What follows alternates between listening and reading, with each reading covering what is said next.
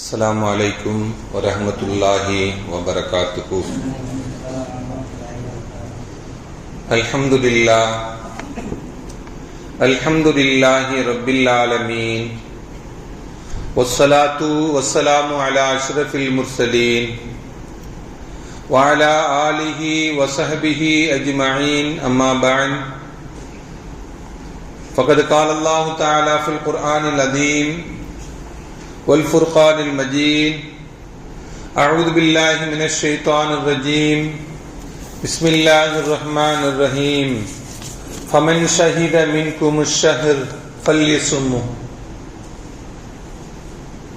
رب اشرح لي صدري ويسر لي أمري واحلل عقدة من لساني يفقهوا قولي. اللهم صل على سيدنا محمد، اللهم صل عليه وسلم.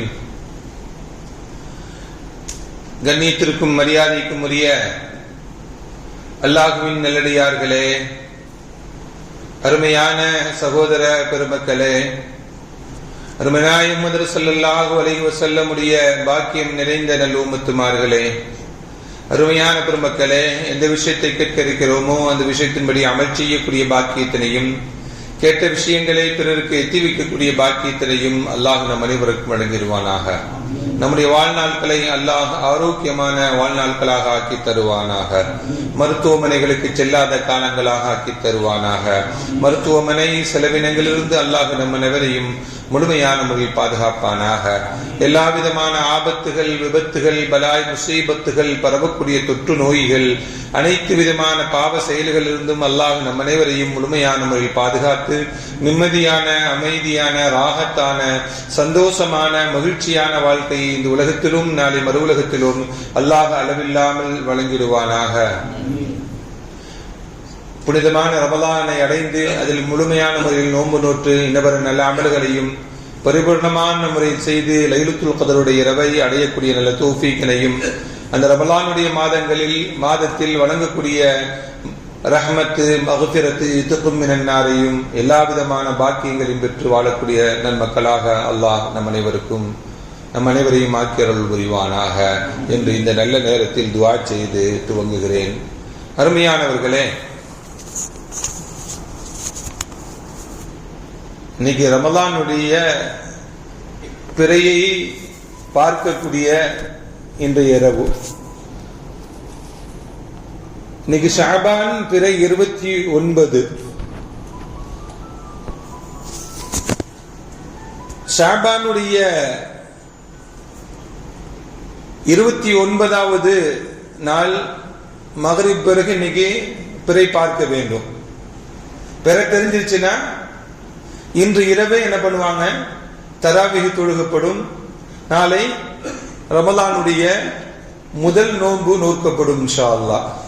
இன்று ரமலானுடைய பிறை நமக்கு தெரியல அப்படின்னா நாளை இரவு கண்டிப்பாக தராவிஹ் தொழுகையும் ஞாயிற்றுக்கிழமை பகலில் இன்ஷா அல்லாஹ் முதல் நோன்பு நோக்கப்படும் என்ற செய்தியை சொல்லிக்கொண்டு, பிறை பார்த்து நோன்பு வைக்க வேண்டும், பிறை பார்த்து நோன்பை விட வேண்டும் என்றெல்லாம் நபிகள் நாயகம் ஸல்லல்லாஹு அலைஹி வஸல்லம் சொல்லித் தந்த வழியினுடைய அடிப்படையில் தான் இதே போன்ற நாம் நோன்பு நோக்கிறோம். நோன்பை விட்டு பிறநாளை கொண்டாடக்கூடிய வளமை எல்லாம் நம்மிடம் இருக்கிறது. வல்லவன் அல்லாஹ் ரமலானுடைய முழு பாக்கியங்களையும் தருவானாக. அருமையானவர்களே, மார்க்கம் நமக்கு ரமலானுடைய 30 நாட்களையும் 3 பத்துகளாக நமக்கு சொல்லித் தருகிறது. அதில் முதல் 10 ரஹ்மத்துடைய 10, அல்லாஹ்வுடைய அருளை பெற்றுக் கொள்ளக்கூடிய 10. ரஹ்மத்து என்றால் என்ன?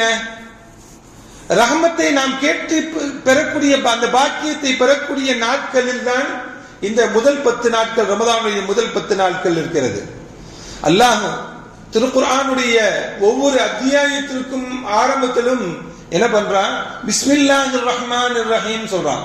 அதுல வரக்கூடிய ரஹ்மான், ரஹீம், அல்லாஹ்வுடைய அருள், ரஹ்மத் என்று பொருள் கொண்ட அந்த திருநாமத்தை பொருந்திதான் ஒவ்வொரு அத்தியாயத்தினுடைய ஆரம்பத்திலையும் பிஸ்மில்லாஹிர் ரஹ்மானிர் ரஹீம் என்ற அந்த ஆயத்து, அந்த வசனம் நமக்கு சொல்லுது. அதே போல சூரத்துல் ஃபாத்திஹாவுடைய ஆரம்பத்திலையும் அல்ஹம்துலில்லாஹி ரப்பில் ஆலமீன் சொல்லுங்களேன். அடுத்த ஆயத்து அர் ரஹ்மானிர் ரஹீம், அதுவும் ரஹ்மானுடைய பெயரை வைத்துதான், அல்லாஹ்வுடைய பெயரை வைத்துதான். அந்த ரஹ்மான் அப்படிங்கிறது ரஹ்மத்தில் உள்ள வார்த்தை தான். அது அல்லாஹ்வுடைய திருநாமங்களில் உள்ள திருநாமம். ரஹ்மத் என்ற அருள் அந்த பெயரில் பொதிந்திருப்பதனால் அல்லாஹ் அந்த பெயரை பிஸ்மில்லாஹிர் ரஹ்மானிர் ரஹீம் என்ற பெயருடனும் சூரத்துல் ஃபாத்திஹாவுடைய ஆரம்பத்திலும் நமக்கு குறிப்பிடக்கூடிய செய்திகள். அருமையான பெருமக்களே, ரஹ்மத்துனா என்ன? ரஹ்மத் என்றால் என்ன அப்படின்னா, கைருத் துன்யா வல் ஆகிரா, துன்யாவில் எந்த நலவுகள் எல்லாம் இருக்கிறதோ அத்தனை நலவுகளுக்கும் ரஹ்மத் என்று சொல்லப்படும். ஆகிரத்தில் என்னென்ன கயிறுகள் எல்லாம் நமக்கு கிடைக்கப்பெறுமோ அத்தனை கயிறுகளுக்கும் என்ன சொல்லப்படும்? ரஹ்மத் என்று சொல்லப்படும் என்று பெருமக்கள் சொல்றாங்க. அப்படின்னா இந்த உலகத்தில் வாழ்ந்து நல்லடியார்களாக வாழுகிறோம், தொழுகிறோம், நோன்பு நோக்கிறோம், இந்த பிற நல்ல அமல்களை செய்கிறோம். இந்த அமல்களை செய்து நாம எங்க போவோம்? நாளை மறுமை நாளையில சொர்க்கம் செல்லுவோம். அந்த சொர்க்கம் நாம் செய்யக்கூடிய அமல்கள் மட்டும் சொர்க்கம் செல்வதற்கு போதுமா அப்படின்னா, நாம் செய்யக்கூடிய அமல்கள் சொர்க்கத்திற்கு செல்வதற்குண்டானதுதான். ஆனால் சொர்க்கத்திற்கு செல்வதற்கு இது மட்டுமே போதுமானதாக ஆகாது. இதுதான் வேண்டும், அல்லாஹ்வுடைய ரஹமத்தும் வேண்டும் சொர்க்கம் செல்வதற்கு. அல்லாஹ்வுடைய அருள் இல்லாமல், அல்லாஹ்வுடைய ரஹமத் இல்லாமல், அல்லாஹ்வுடைய கருணை இல்லாமல் சொர்க்கம் செல்ல முடியாது. அல்லாஹ்வுடைய கருணை இல்லாம சொர்க்கம் செல்ல முடியாது. ஸல்லல்லாஹு அலைஹி வஸல்லம் நீங்களும் அப்படிதானா அப்படின்னு கேட்ட பொழுது, ஆமா, அல்லாஹ்வுடைய அருள் இருந்தால்தான், அல்லாஹ்வுடைய ரஹமத் இருந்தால்தான் எல்லோரும் சொர்க்கம் செல்ல முடியும் என்பதை நபிகள் நாயகம் ஸல்லல்லாஹு அலைஹி வஸல்லம் நமக்கு சொல்லி காட்டார். ரஹ்மத் அப்படிங்கிறது துன்யா ஆகிரத்தினுடைய நன்மைகள் சொன்னோம். உதாரணமாக ஒரு மனிதனுக்கு ஆயுள், நீண்ட ஆயுள் வேண்டும். அதுக்கு பெருமக்கள் என்ன சொல்வாங்க? ரஹ்மத் என்று சொல்வாங்க. மனிதனுடைய வாழ்க்கைக்கு ஆரோக்கியம் தேவை, நல்ல அறிவு தேவை, வாழ்க்கையில் பரக்கத்து தேவை. ஒரு மனிதனுக்கு தக்வா என்னும் இறையச்சம் தேவை. ஒரு மனிதனுடைய வாழ்க்கையில் நேர்வழி என்ற ஹிதாயத்து தேவை. ஒரு மனிதனுடைய வாழ்க்கையில் எல்லா கட்டங்களிலும் வெற்றி என்பது தேவை. ஒரு மனிதனுடைய வாழ்க்கையில் புகழ் என்பதும் தேவை. நாளை மறுமை நாளில் சொர்க்கத்தை அடையக்கூடிய அந்த சூழ்நிலையும் தேவை.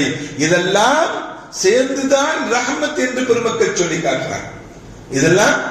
இதெல்லாம் எல்லாமே ரஹ்மத்து தான் என்று பெருமக்கள் நமக்கு சொல்லி காட்டுறாங்க. அல்லாஹ் அனைத்தையும் தந்தருள் புரிவானாக. ரஹ்மத்தை பெறுவதற்குண்டான வழிகள் தான் என்ன?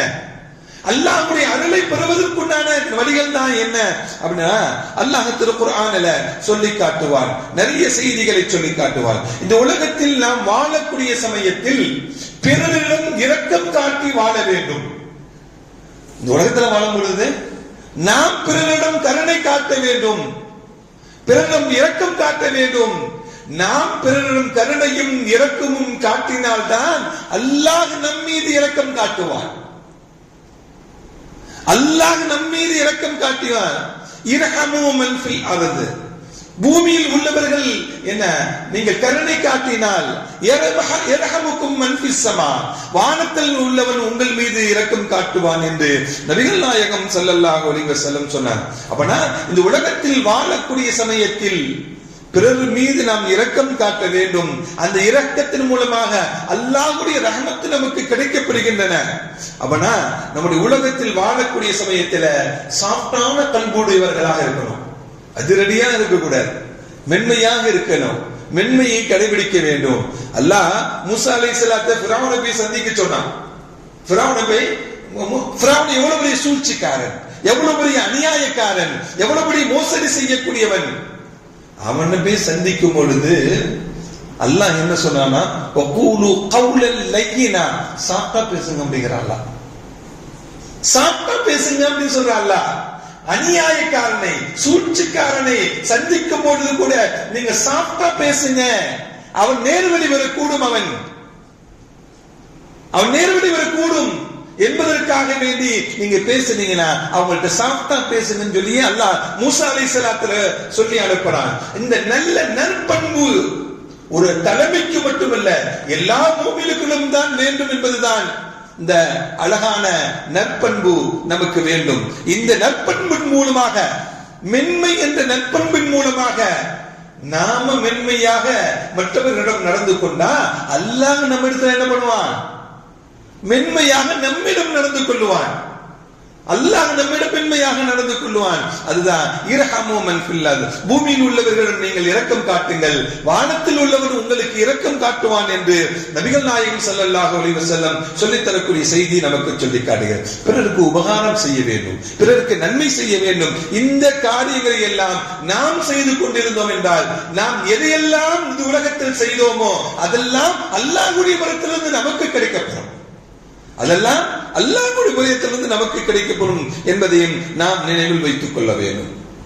திருக்குர்ஆன் இருக்குல்ல, திருக்குர்ஆன் வசனத்தை ஓதுகிறோம். வைதா குர்ஆன் குர்ஆன், குர்ஆன் ஓதப்பட்டால் என்ன செய்யணும்? குர்ஆன் சத்தமா குர்ஆன் ஓதுறார், என்ன பண்ணணும் அப்படின்னா நம்ம வேலையை பார்த்து நம்ம இருக்க கூடாது. வைதா குர்ஆன் குர்ஆன், குர்ஆன் ஓதப்பட்டால் ஃபஸ்மஉ, நீங்க செவிதாழ்த்தி கேளுங்கள். வஅன்சிது, அமைதியாக கேளுங்கள். குர்ஆன் ஓதப்படுச்சுனா செவிதாழ்த்தி கேட்க வேண்டும், நாம் அமைதியாக கேட்க வேண்டும். ஏன் தெரியுமா? லஅல்லக்கும் துர்ஹமூன், நீங்கள் ரஹமத் செய்யப்படுவதற்காக வேண்டி. உங்களுக்கு ரஹமத் கிடைக்கப்பட வேண்டும் என்றால் குர்ஆன் ஓதப்படக்கூடிய சமயத்தில் செவிதாழ்த்தி கேட்க வேண்டும், வாய்மூடி கேட்க வேண்டும். அப்படி கேட்கக்கூடியவர்களுக்கு லஅல்லக்கும் துர்ஹமூன், அல்லாஹ் அவர்கள் மீது இரக்கம் காட்டுவான். இரக்கம் காட்டுவதற்காக வேண்டி நீங்கள் ரஹமத்துக்கு அருள் புரிவதற்காக வேண்டி நீங்கள் என்ன பண்ணுங்க? குர்ஆன் ஓதும்போது அமைதியாக இருங்க, செவிதாழ்த்தி கேளுங்க என்பது குர்ஆன் நமக்கு சொல்லி காட்டுகிறது. இப்படி குர்ஆனுடைய வசனங்கள் ரஹமத்தை, அல்லாஹ்வுடைய ரஹமத்தை பெற்றுக் கொள்வதற்குண்டான வழிகளை நிறைய சொல்லி காட்டுகிறது. இந்த முதல் 10 நாட்களில், ரமலானுடைய முதல் 10 நாட்களில் அல்லாஹ்விடத்தில் ரஹமத்தை கேட்டு பெற வேண்டும். அழுது அழுது கேட்டு பெற வேண்டும். ரப்பே, இந்த உலகத்தில் வாழுகிறோம், உன்னுடைய கருணை இல்லாமல் நாங்கள் வாழ முடியாது. உன்னுடைய கருணையினால் நாங்கள் வாழ்ந்து கொண்டிருக்கிறோம். ஒவ்வொரு அசைவுகளும் உன்னுடைய கருணையினால், ஒவ்வொரு செயல்பாடுகளும் உன்னுடைய கருணையினால், எல்லாமே உன்னுடைய கருணையில் தான் நடக்கிறது என்று ரஹ்மானிடம் என்ன பண்ணணும்? அல்லாஹ்விடம் ரஹமத்தை கேட்டு பெறக்கூடிய இந்த முதல் 10 நாட்களில் அல்லாஹ்விடம் மனம் ஊதுகி கண்ணீர் விட்டு அல்லாஹ்விடம் ரஹமத்தை கேட்டு கொள்ள வேண்டும். அல்லாஹ் அந்த உயர்ந்த நிலையை தருவானாக. அதே போல ரமலானுடைய நோன்பு நோக்கிறோம், சில சட்டத்திட்டங்களையும் நாம் கடைபிடிக்க வேண்டும். சட்டத்திட்டம் தெரியாதவர்களுக்கு தெரிந்து கொண்டு அந்த ரமலானுடைய சட்டத்திட்டப்படி நாம் நடக்க வேண்டும். ஃபமன் ஷஹித மின்கும் அஷ்-ஷஹர், அந்த மாசத்தை யார் அடைஞ்சிட்டாங்களோ ஃபல்யஸும்ஹு, நீங்க என்ன பண்ணுங்க? நோன்பு நோற்றுக் கொள்ளுங்கள். ரமலானுடைய மாதத்தை யார் அடைந்து கொண்டார்களோ ஃபல்யஸும்ஹு, அந்த மாதத்தில் நீங்கள் நோன்பு நோருங்கள் என்று அல்லாஹ் திருக்குர்ஆன்ல சொல்வான். இன்னொரு வசனத்தில் சொல்வான், யா அய்யுஹல்லதீன ஆமனு குத்திப அலைக்குமுஸ் ஸியாம், உங்கள் மீது நோன்பு கடமையாக்கப்பட்டது. கமா குத்திப அலல்லதீன மின் கப்லிக்கும், உங்களுக்கு முன்பு வாழ்ந்த சமுதாயத்தின் மீது கடமையாக்கப்பட்டது போல உங்கள் மீதும் நோன்பு கடமையாக்கப்பட்டது. லஅல்லக்கும் தத்தகூன், அந்த நோன்பு என்ன தரும்? உங்களுக்கு தக்வா என்னும் இறையச்சத்தை தரும். நீங்கள் தக்வாவை அடைந்து கொள்வதற்காக வேண்டி முன்பு வாழ்ந்த சமுதாயத்திற்கு நோன்பு கடமையாக்கப்பட்டதை போல உங்களுக்கும் கடமையாக்கப்பட்டிருக்கிறது. நீங்கள் நோன்பை கடைபிடியுங்கள். ஃபமன் ஷஹித மின்கும் அஷ்-ஷஹர், அந்த மாதத்தை நீங்கள் அடைந்து கொண்டிருந்தா ஃபல்யஸும்ஹு, அந்த மாதத்தில் நீங்கள் நோன்பு நோருங்கள். ரமலானுடைய மாதத்தில் நோன்பு நோக்க வேண்டும். யார் யார் மீதெல்லாம் நோன்பு கடமை? யாரெல்லாம் சொந்த ஊர்ல இருக்கிறாங்களோ, சொந்த ஊர்னா எல்லாருமே வெளியூர்காரங்க தான், அப்படிதானே? எல்லாம் குனிஞ்சு உட்கார்ந்தா யாரை பார்க்கறது? நானு என்னை பார்த்தா தானே நான் பேச முடியும். எல்லாமே கீழே குனிஞ்சிட்டு உட்கார்ந்துருந்தா சொத்து பார்த்து பேச முடியாது தானே?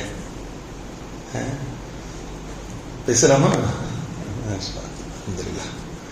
என்ன எல்லாம் பயபக்தியோடு இருக்கு. பயபக்தி என்னை பார்க்கறது தான். பயான நல்ல விஷயங்களை பார்ப்பதும் கேட்பதும் தான். என்ன கீழே குனிஞ்சு உட்கார்ந்தோம்னா தூக்கம் தான் வரும். அல்லாஹ் அருள் செய்யட்டும்.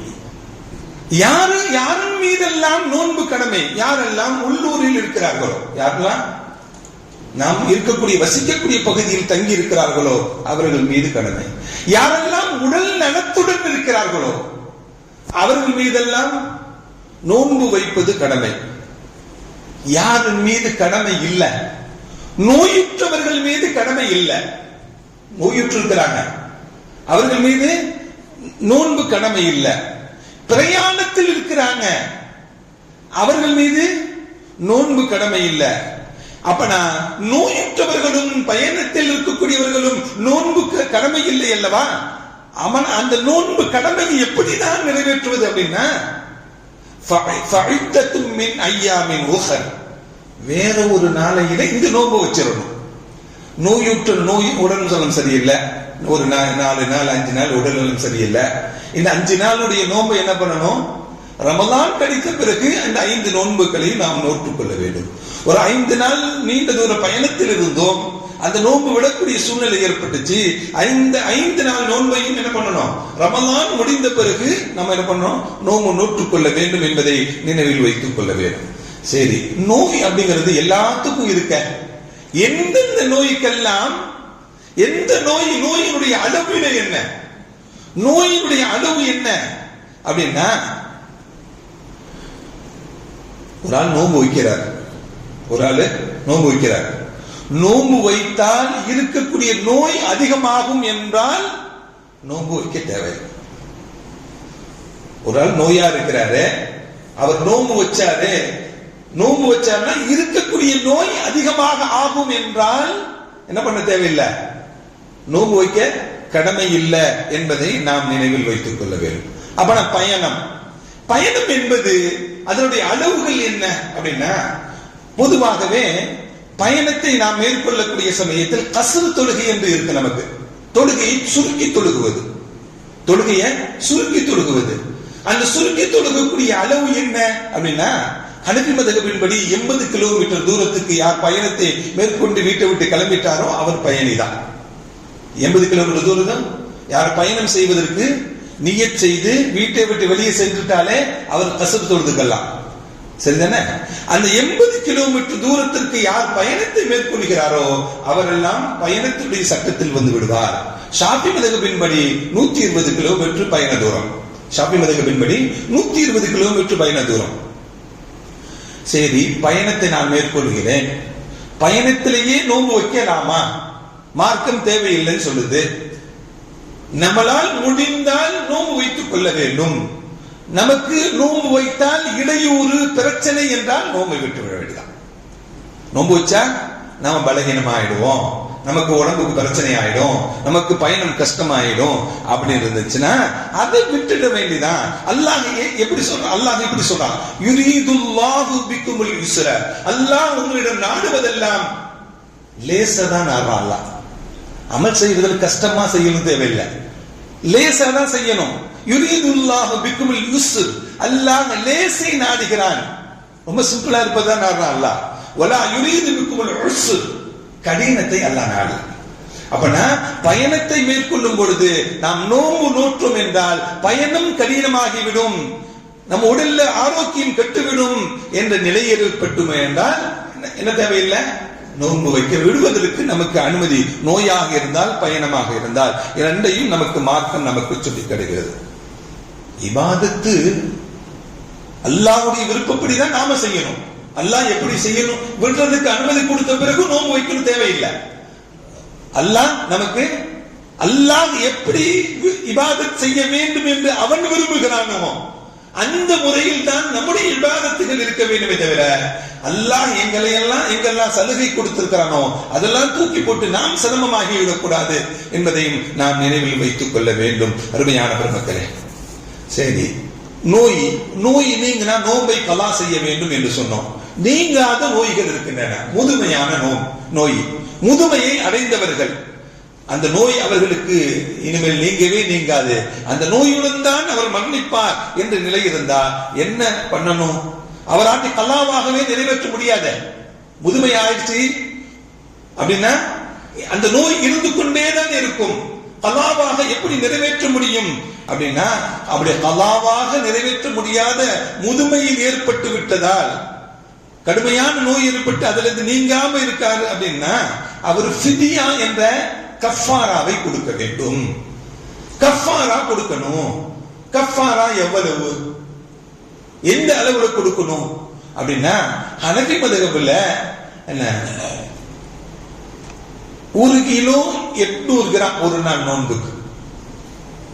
அரிசி, கோதுமை, அதோடைய மணி. 1 கிலோ 800 கிராம் அரிசி, கோதுமை அல்லது அதோடைய பணம். ஷாஃபி மதுஹப் படி வெறும் 800 கிராம் தான் அரிசி, கோதுமை அல்லது அதனுடைய பணம் ஒரு நோன்புக்கு பகரமாக இதனுடைய அளவீடாக வைத்து இதனுடைய பணத்தை நிர்ணயமாக வைத்து நம்ம என்ன பண்ணிக்கலாம், ஒரு நோன்புக்கு நாம் ஏழைகளுக்கு அன்றைக்கே கொடுக்க வேண்டுமா, ஒரு நோம்புடைய கடைசியில கொடுக்கலாமா, நமக்கு எப்பொழுது விருப்பமோ அப்பொழுது கொடுத்துக் கொள்ளலாம். தினமும் கொடுக்கலாம், 10 நாளைக்கு ஒரு தடவும் கொடுக்கலாம், மொத்தமா சேர்த்து 30 நாளைக்கு சேர்த்து என்ன பண்ணலாம், கொடுத்துக் கொள்ளலாம். அது நம்முடைய விருப்பத்தை பொறுத்துதான். இப்படி ஹனஃபி மதுஹபின் படி 1 கிலோ 800 கிராம் இருக்கிறது அல்லவா, அப்படின்னா ஒரு மாசத்து 30 நாளைக்கு 54 கிலோ அரிசி, கோதுமை, அதோடைய காசு இது மாதிரி கொடுத்துட வேண்டியதான். அதே போல நோம்பு வைக்கிறோம். நோம்பு வைப்பதனால் நாம் என்ன செய்யாமல் இருக்கிறோம், சாப்பிடுறதில்ல, குடிப்பதில்ல, மனைவியுடன் சேர்ந்து இருப்பதில்ல. இந்த 3 தான் தடை செய்யப்படுது. ஆனா இந்த 3 ஹலால், நமக்கு அனுமதிக்கப்பட்ட விஷயம். ஆனால் அல்லாஹ்வுக்காக வேண்டி எல்லாத்தையும் நாம் தடுத்து நிறுத்தி விடுகிறோம்.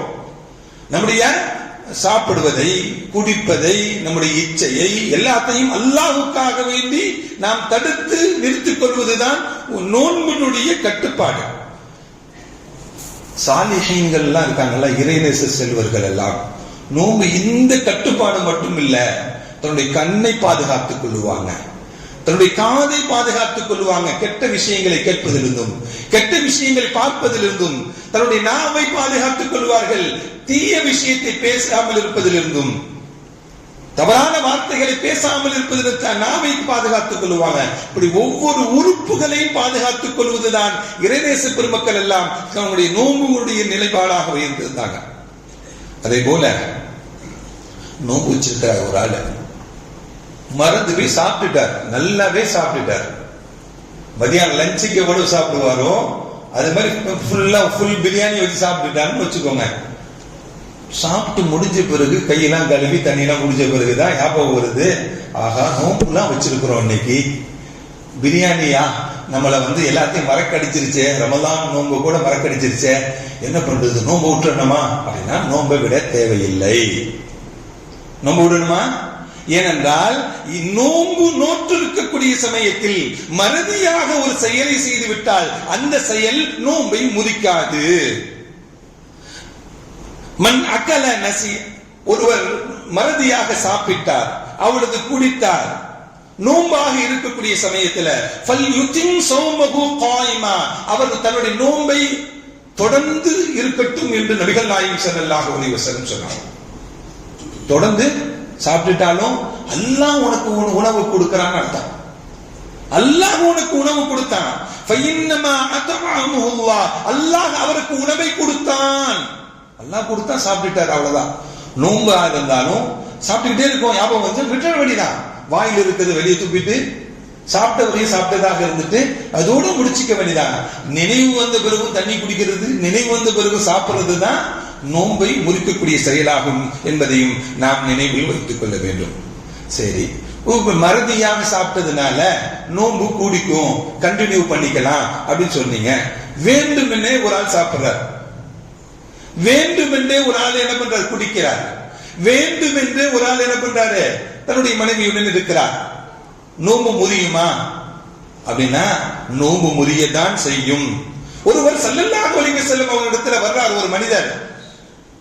ஸல்லல்லாஹு அலைஹி வஸல்லம் ஹலக்கத், நான் அழிந்து போகி விட்டேன், நான் நாசமாகி விட்டேன் என்று சொன்னார். என்னப்பா இதே மாதிரி தவறு செஞ்சுட்டே யார சொல்லலாம் நோம்பு வச்சுட்டு? அப்படியா, நீ இத்துக்கொல்லப்பா, நீ ஒரு அடிமையை உரிமை விடுன்னு சொன்னாங்க, ஒரு அடிமையை நீ உரிமை விடுன்னு சொன்னாங்க. யார சொல்லலாம், அடிமையை உரிமை விடுற அளவுக்கு என்கிட்ட வசதி வாய்ப்புலாம் இல்லை யார சொல்லலாம். அடிமை உரிமை கொடுக்கிற அளவுக்கு என்கிட்ட வசதி இல்லை, அடிமைகள் எல்லாம் இல்லை என்கிட்ட. அப்படியா? ஷஹரைனி முத்ததாபிஐனி, ஷஹரைனி முத்ததாபிஐனி, தொடர்படியாக 2 மாதங்கள் 60 நாள் நோன்பு நோக்கணும்.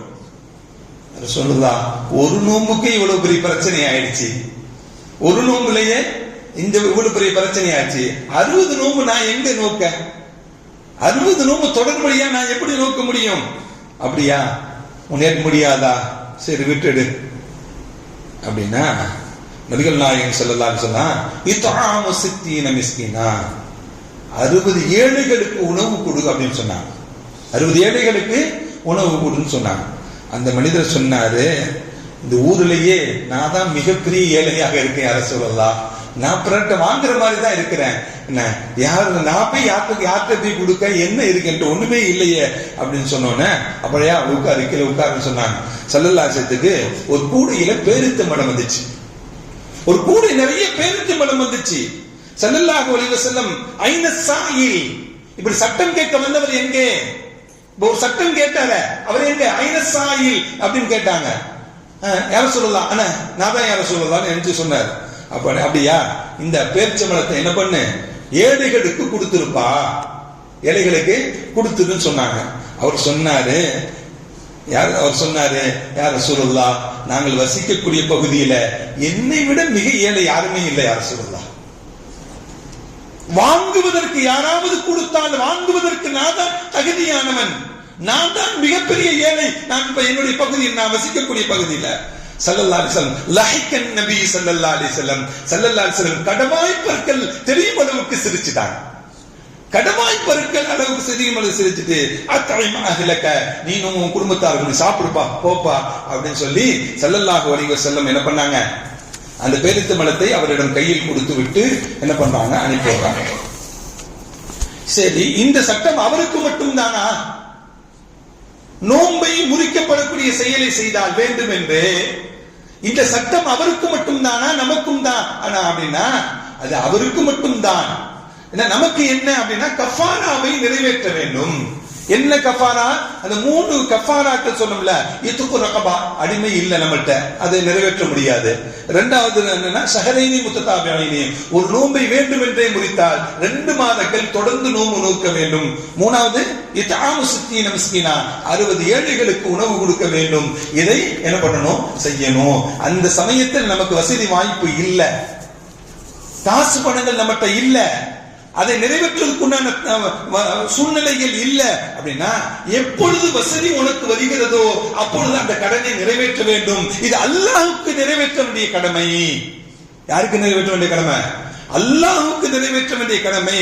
வசதி வாய்ப்புகள் வந்துவிட்டால் அந்த கடமையை நாம் நிறைவேற்ற வேண்டும் என்பதை நாம் நினைவில் வைத்துக் கொள்ள வேண்டும். அருமையான பெருமக்களே, சரி, நோன்பை விடுவதற்கு வேறு யாருக்கெல்லாம் உண்டு அப்படின்னா கர்ப்பிணி பெண்கள், அவங்க என்ன பண்ணிக்கலாம், அவங்க உடல் நலம் குன்று விடலாம், அவர்களுக்கு சுகக்குறைவுகள் ஏற்பட்டு விடலாம், அவர்களுக்கு விடுவதற்கு அனுமதி உண்டு. பால் ஊட்டக்கூடிய தாய்மார்கள், அவர்களுக்கும் நோன்பு வருவதற்கு அனுமதி இருக்கு. என்ன, அதே போல நோன்பு வைக்க கூடாதவர்கள் யார் அப்படின்னா பெண்கள் மாதவிடாய் காலங்களிலும், அதே போல குழந்தை பெற்றெடுக்கக்கூடிய சமயத்தில் ஏற்படக்கூடிய அந்த தீட்டுகள் காலங்கள் இருக்குல்ல, அந்த காலங்களிலும் என்ன பண்ணக்கூடாது, நோன்பு வைக்க கூடாது என்பதையும் நாம் நினைவில் வைத்துக் கொள்ள வேண்டும். இந்த நோன்புகள் எல்லாம் பெண்கள் தொழுகை கடமை அல்லாத நாட்களில் தொழுகை தேவையில்லை, கலாவும் தேவையில்லை. ஆனால் நோன்பை என்ன பண்ணணும், வேறு நாட்களில் கலாவாக நிறைவேற்ற வேண்டும். நோம்புடைய காலங்கள்ல அந்த மாதவிடாய் தீட்டுகள், குழந்தை பேறு தீட்டுகள் எல்லாம் ஏற்பட்டுச்சு அப்படின்னா அந்த நாட்கள் நோம்பு நோக்காத நாட்களை எண்ணி மற்ற நாட்களில் என்ன பண்ணிடணும், அந்த நோன்பை நாம் நிறைவேற்ற வேண்டும் என்பதையும் நாம் நினைவில் வைத்துக் கொள்ள வேண்டும். அதே போல நேரம் ஆயிடுச்சு, ஒரே ஒரு செய்தியை சொல்லி நிறைவுக்கு வருகிறேன். உடல் நலம் சரியில்லை, டாக்டர்கிட்ட போறோம், ஊசி போடலாமா அப்படின்னா தாராளமாக போட்டுக்கொள்ளலாம். ஊசி என்ன பண்ணலாம், தாராளமாக போட்டுக்கணும். ஏன்னா உடல் நலம் இன்னும் குறைஞ்சிடக்கூடாது, அதற்காக வேண்டி என்ன பண்ணணும், ஊசி போட்டு அதனுடைய நோய்க்கு நிவாரணத்தை தேடிக்கொள்வதில் எந்த தடையும் இல்லை என்பதை நாம் நினைவில் வைத்துக் கொள்ள வேண்டும். அதே போல குளுக்கோஸ் ஏற்றிக்கலாமா அப்படின்னா கூடவே கூடாது. குளுக்கோஸ் அப்படிங்கிறது உடலில் உணவு உண்ணாதவர்களுக்கு குளுக்கோஸ் ஏற்றி அந்த உணவு அதோடைய சத்தை என்ன பண்றாங்க, உடம்புக்கு கொடுக்குறாங்க. அதனால குளுக்கோஸ் ஏற்றக்கூடாது. டயாலிஸ் பண்றாங்கல்ல, டயாலிஸ் அது பண்ணலாம் அப்படின்னா அதுவும் கிட்டத்தட்ட குளுக்கோஸ் மாதிரி இது உள்ளதுதான். அதுவும் என்ன பண்ணக்கூடாது, அதுவும் செய்யக்கூடாது என்று மார்க்கம் நமக்கு சொல்லி காட்டுகிறது. மார்க்கம் எந்த சட்டத்திட்டங்களை நமக்கு சொல்லித் தருகிறதோ அந்த சட்டத்திட்டப்படி வாழ்வதற்குண்டான பாக்கியங்களை அல்லாஹ் நம் அனைவருக்கும் தருவானாக. ரமலானை பரிபூர்ணமான நிலையில் நோம்பு நோற்று இன்னபிற நல்ல அமல்களையும் செய்வதற்குண்டான நல்ல தௌஃபீக்கினை அல்லாஹ் நம் அனைவருக்கும் வழங்கிடுவானாக. வஆகிரு தஅவானா அல்ஹம்துலில்லாஹி ரப்பில் ஆலமீன். அஸ்ஸலாமு அலைக்கும் வரஹ்மத்துல்லாஹி வபரகாத்துஹு.